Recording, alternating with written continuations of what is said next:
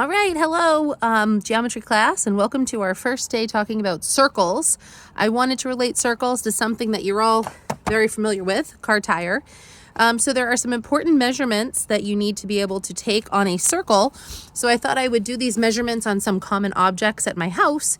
And so I wanted to start by talking about the diameter and the radius of the circle. So the diameter of the circle is the distance all the way across the center of the circle. So when I look, the diameter of my car tire is 26 inches.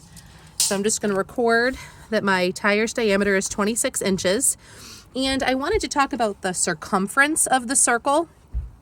So I've got a string here because I don't have a cloth measuring tape. And so the circumference, if I put this string all the way around the edge of my circle, that is the tire's circumference. And I've actually already measured it to length. So there's my string. It fit all the way around the edge of that circle of the tire. And so when I lay out my string on the driveway for you to see, it actually stretches quite long. So this was one time around the tire. And I wanted to show you how far it stretched.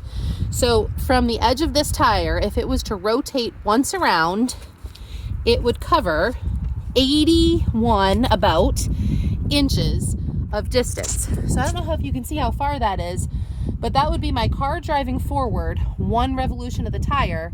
It would go about 81 inches. So I wanted to show you the other objects that I've already measured and talk a little bit about circles inside. So I wanted to show you the other two circles. Sorry, I got my hands full here. This is a better partner task. Oops. All right, so here are my other two circles. So my first circle is this cup that I had my coffee in this morning. So what I did is I measured across the diameter of the cup, and I measured around the circumference of the outside.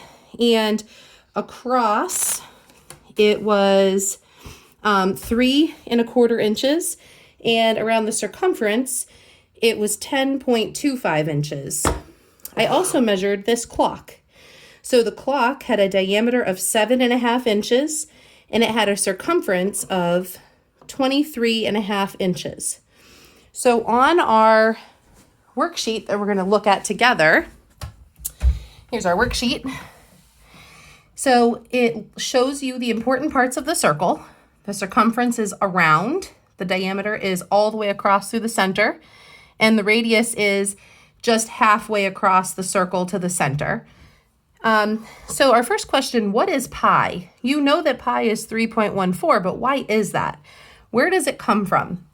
So here are the three objects that I measured, and so I'm going to put the data in now. So the data will already be there for you when you do these measurements.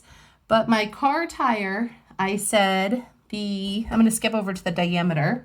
The diameter was 26 inches and the circumference was 81 inches. So 26 diameter, 81 circumference. I forgot to measure the radius, but we know that the radius is just halfway across. So that would have been 13 because my diameter was 26. So over here, it's asking you to find the ratio of the circumference, 81, divided by the diameter, 26. So I would like you to calculate what that ratio comes out to. My second object was my clock, and I said that the diameter was 7.5 inches, and my circumference was 23.5 inches. So I forgot to measure the radius, but I can just measure the radius by taking the diameter and dividing it by 2. So 7.5 divided by 2 is, 7.5 divided by 2 is 3.75. So you are going to calculate the circumference divided by the diameter and see what that comes out to. Now my glass, I found that the diameter was 3.25 inches and its circumference was 10.25 inches. So to go backwards and find the radius, I can just take 3.25 and divide by 2. So 1.625 would have been the radius.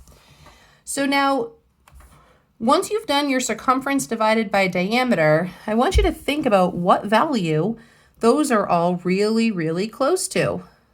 They should be really, really close to pi. So when I take my 81 and divide by 26, I get 3.1. When I take 23.5 and divide by 7.5, that also comes out to 3.1. When I take 10.25 and divide by 3.25, that comes out to 3.15. All of those numbers are really close to 3.14. So it says, conclusion, no matter what size the circle is, the circumference divided by the diameter is always pi. We got pretty close using real-world measurements. So that's a really important conclusion to know about circles, knowing the parts of the circle and knowing where pi is generated from. Here are two formulas that you've seen from middle school. The area of the circle is pi times the radius squared. And to find the circumference of the circle, you can multiply either pi times diameter. Remember, because we said circumference divided by diameter is pi, so pi times diameter is circumference. If you don't know the diameter, you can do 2 pi times the radius, and that will also give you the circumference. And remember, the circumference is the perimeter of the circle. So when you find perimeter, you're using just inches or just centimeters. But if you're finding area, that's the inside part of the circle, you're going to be finding inches squared or centimeters squared. So now I wanted to do a couple practice problems together. So take a look at example 1 and example 2.